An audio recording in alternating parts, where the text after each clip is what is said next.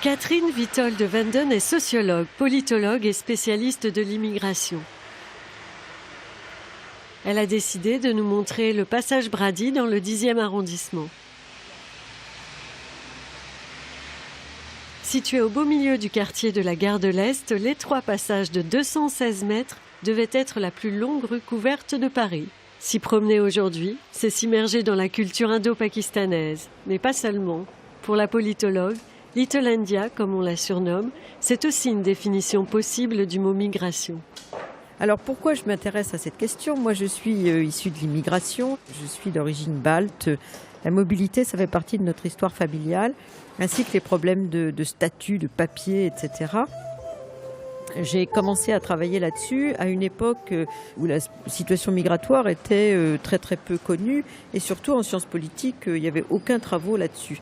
Et mon directeur de thèse me disait que c'était un sujet qui n'avait aucun avenir.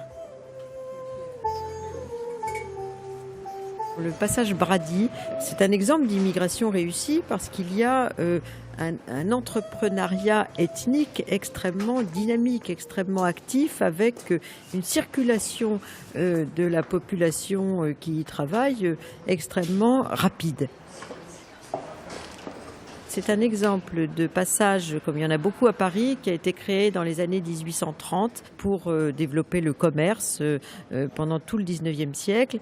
Et ensuite, il est tombé en désuétude pendant une grande partie du XXe siècle. Il a été remis en activité par l'arrivée des Indo-Pakistanais dans les années 1970-1980.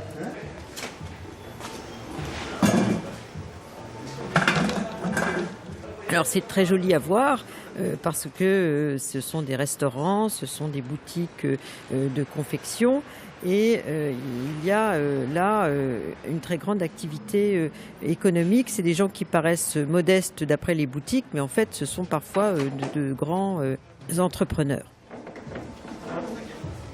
C'est un exemple d'entrepreneuriat ethnique extrêmement dynamique. C'est une sorte de recyclage en fait d'un endroit qui aurait été complètement délaissé s'il n'y avait pas eu les Indo-Pakistanais pour dynamiser le lieu, le rendre commerçant, ce qui était sa vocation initiale, et le rendre attractif alors qu'il était un petit peu décrépit.